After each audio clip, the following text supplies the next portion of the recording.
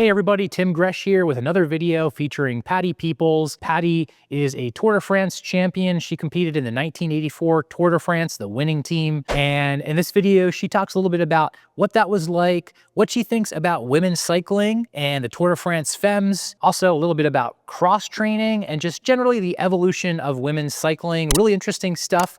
Hope you enjoy this. Please subscribe to the channel. It helps a lot. Let's get started.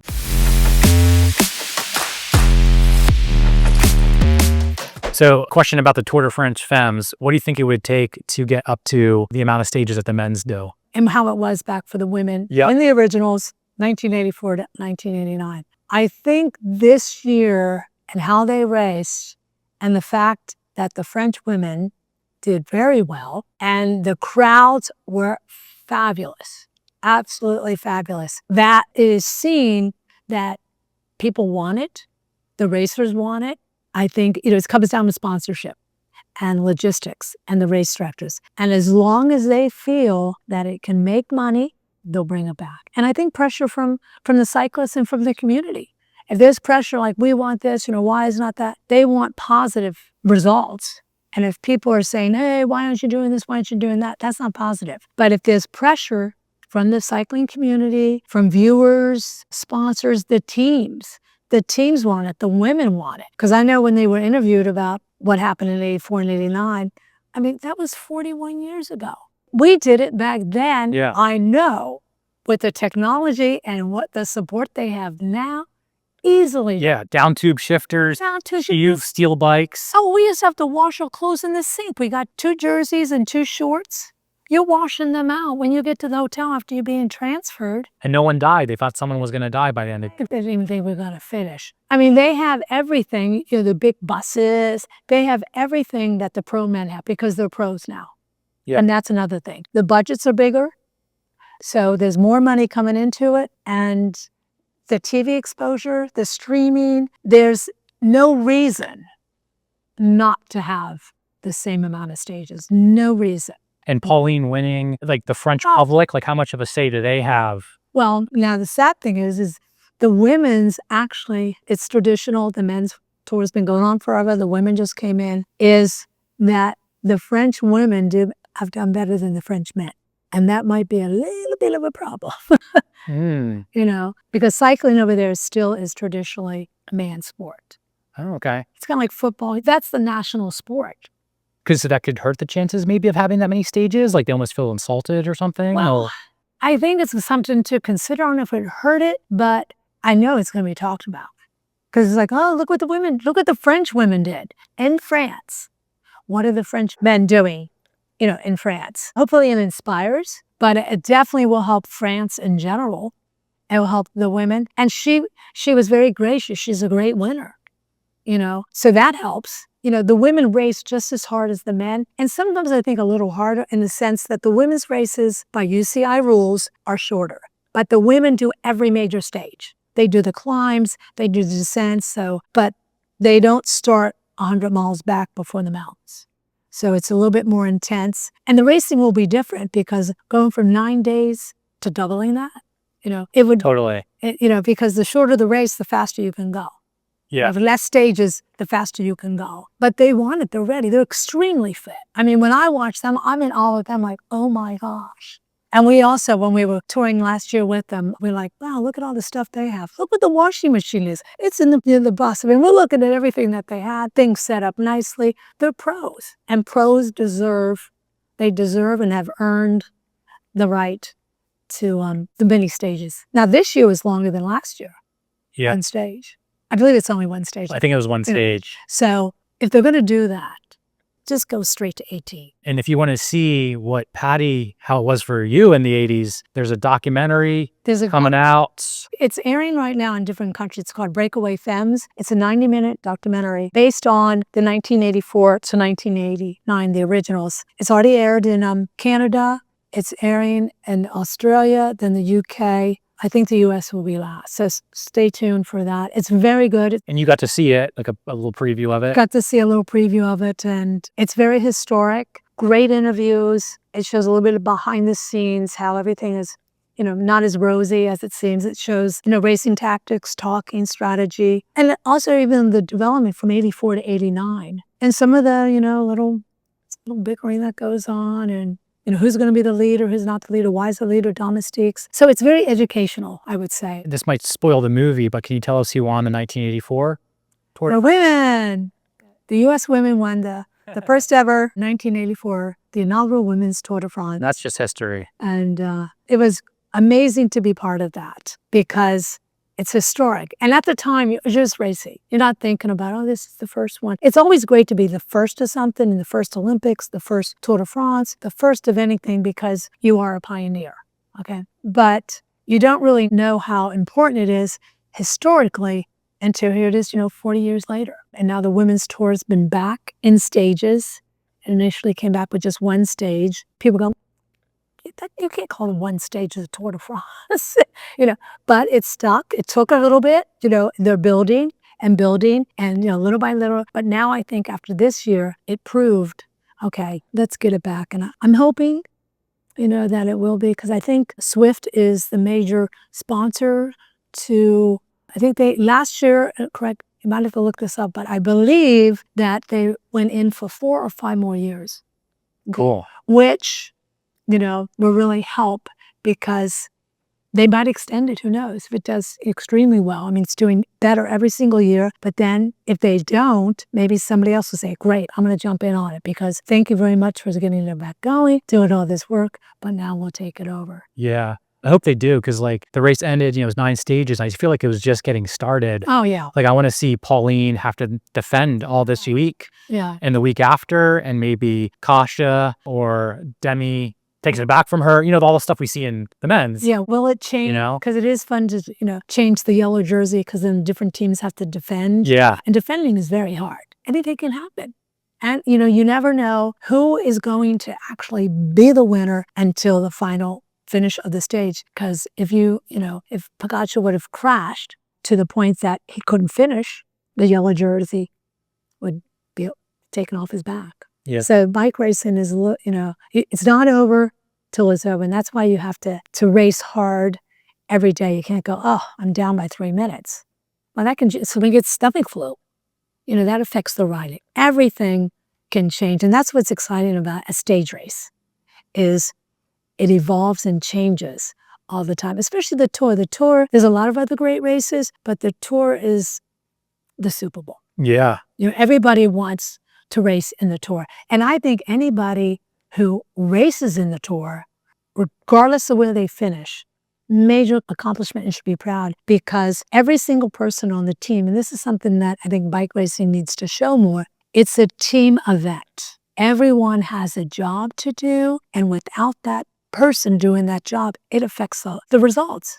And, Pogacar, he always says, hey, thanks to so-and-so and my team and this and that, because if he was riding by himself, who knows, if it was a single event, it'd be totally different. But the thing with bike racing is only one person crosses the finish line. So it looks like that person won. Unlike basketball, they don't say so-and-so, won basketball. It's like the Lakers won, or I'm from the West Coast. Who would be out here? Who's your local team? I feel Sixers. Okay, it'd be like you don't hear the top player of the Sixers. Yeah, that's a really good point. You don't hear UAE won the Tour de France. Yeah. U.S. Postal won the Tour, or technically didn't win the Tour. Yeah. Did they actually win the team event too? UAE? Yeah. Jumbo did.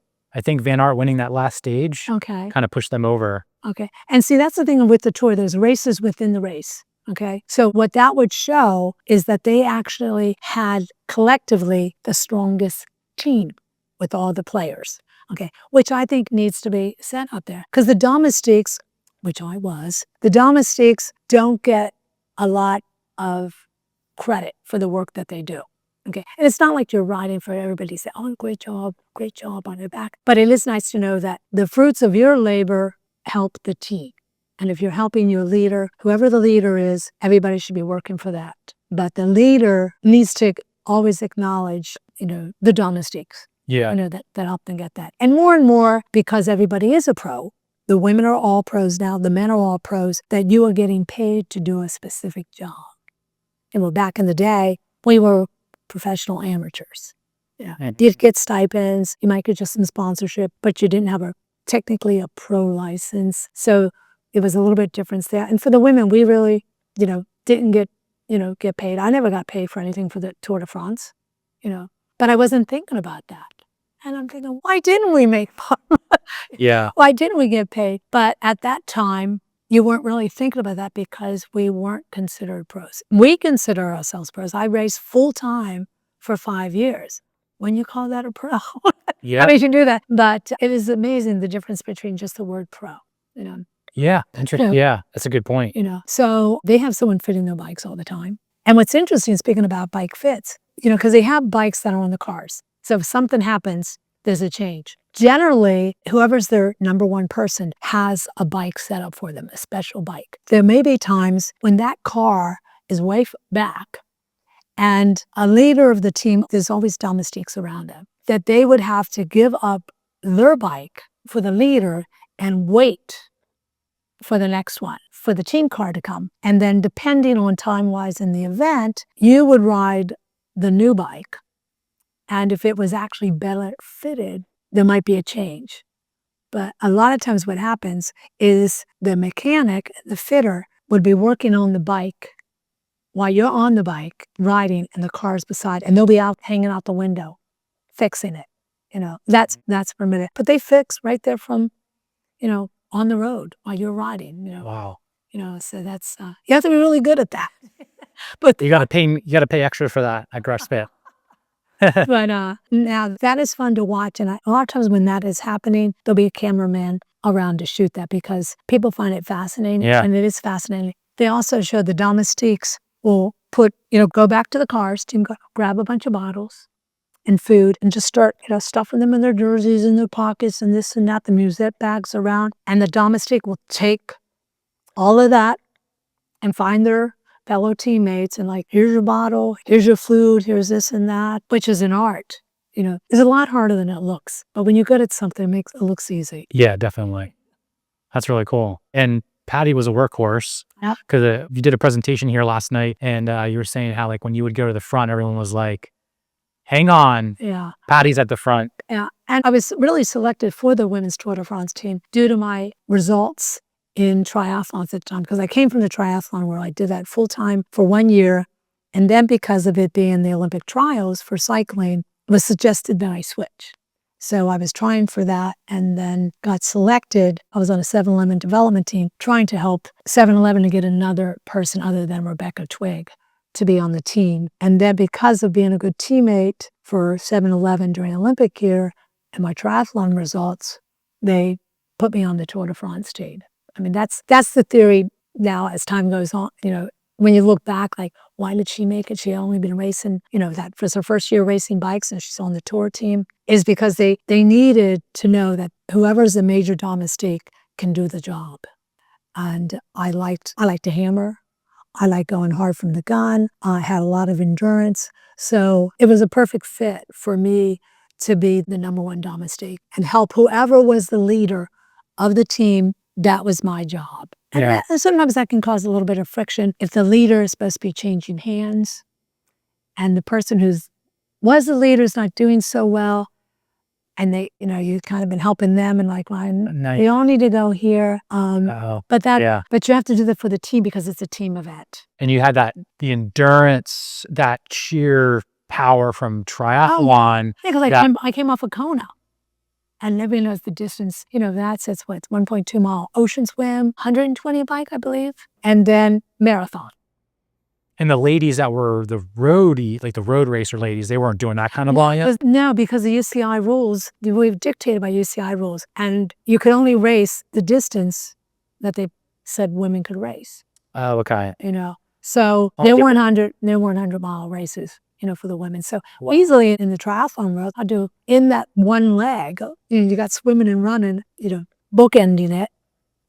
I did some things with a 50-mile bike, a 25-mile bike, 24, 12, 120. So on top of swimming and running, I would train 8 hours a day for the Kona type races. For Kona, whereas bike racing, you don't train 8 hours a day for women's racing back then. Right. You know, but I also did a lot of cross training as a result of triathlons. So when I first went to camp, I was told by the coach, no, you're a bike racer now. No swimming, no running, no dancing. No, you know, just bike racing, bike training, legs up afterwards, massage, go to bed. I found I was becoming deconditioned. So I would sneak off and I would run, I would swim, I'd be at the gym because that's worked for me. That's the type of training I did. Like cross training. Yeah, I did. Yeah. Yeah. And actually there were some other athletes who I'd see at the gym and go, hey, what are you doing here? It's like, oh, don't tell the coach. You know, That's funny. because and that was a school of thought for traditional bike coaches. Just Cycling coach. And this was the national team coach. He was Eddie B was his name. And that they thought, don't do any of that stuff. It's going to ruin your legs and things like that. So just bike. Yeah. Now there was some weight training during off season and massage. Now that was nice. Massage every day. I could do that now. But they didn't really believe in cross training, which is different today. Sure. Now cross because you want to stay injury free. And I think I could be wrong with this, but once again, the triathlon world, like what are they doing? And they can ride that well and swim and run at the same time. When you have like Van Aert and Vanderpool coming from cross into road cycling and dominating, and then Pauline crossing over, it's like, wait, what? I thought you had to just ride road all nonstop to be good. And see, you'll find now as a result of people being aware that there is the cross, you're going to see more people crossing over. That makes sense. Because someone crossed over and won. It's, you'll see probably people crossing back the other way. And it'll be interesting to see, next year, as a result of her result, who else comes in. Yeah, that's really cool. I hope you enjoyed this video. Please like and subscribe to the channel. And until next time, enjoy every ride.